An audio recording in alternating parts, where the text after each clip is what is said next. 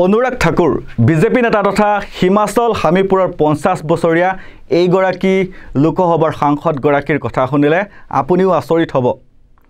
হয়, বুৰঞ্জী ইতিহাস ৰামায়ণ নীতি শিক্ষা সকলো একাকাৰ কৰি পেলালে এইগৰাকী বিজেপি নেতাই।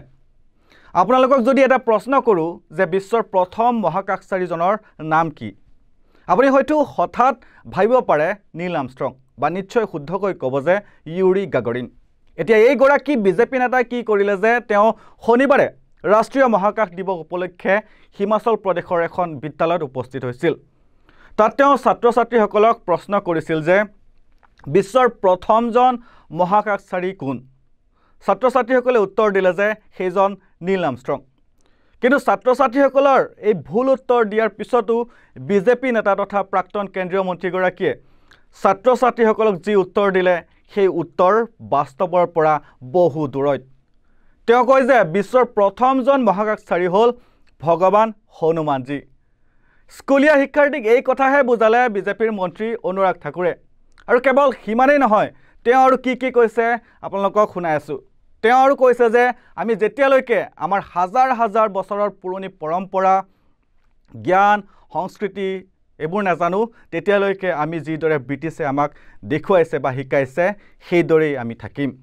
গতিকে মই অধ্যক্ষ আৰু আপোনালোক সকলোকে অনুৰোধ কৰিব বিচাৰিছোঁ যে পাঠ্যপুথিৰ পৰা অলপ বাহিৰলৈ চিন্তা কৰি আমাৰ জাতি আমাৰ পৰম্পৰা আমাৰ জ্ঞানৰ ওপৰত চকু ফুৰাওক।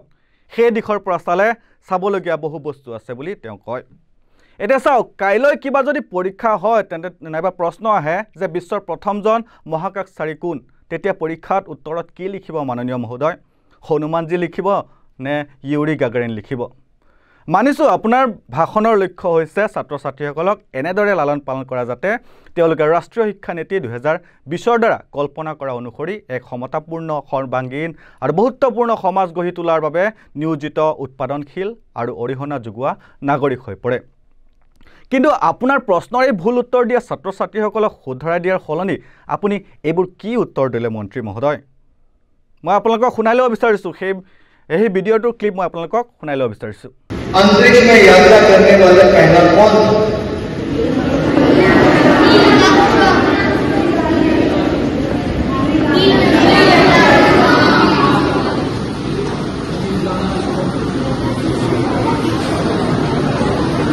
मुझे तो लगता है हनुमान जी थे, क्योंकि हम अभी भी अपने आप को अभी तक भी देखें, हम अपने हजारों वर्ष पुरानी परंपरा ज्ञान संस्कृति जब तक हमें उसका ज्ञान नहीं होगा तो जो अंग्रेजों ने दिखाया हम वहीं तक सीमित होकर रह जाएंगे। तो मेरा फिर अनुरोध प्रिंसिपल महोदय से और आपके अध्यापकों से इतना ही रहेगा, टेक्स्ट बुक से बाहर निकल के जो हमारे वेद हैं हमारी परंपराएं हैं हमारा ज्ञान है उस दिशा की ओर के अगर हम मिलकर देखेंगे तो शायद बहुत कुछ देखने को मिलेगा। आपके पीछे एग्जीबिशन बहुत अच्छी बनी है। जिन विद्यार्थियों ने एग्जीबिशन को बनाया उनको मेरी ओर से बहुत बहुत बधाई और शुभकामनाएं।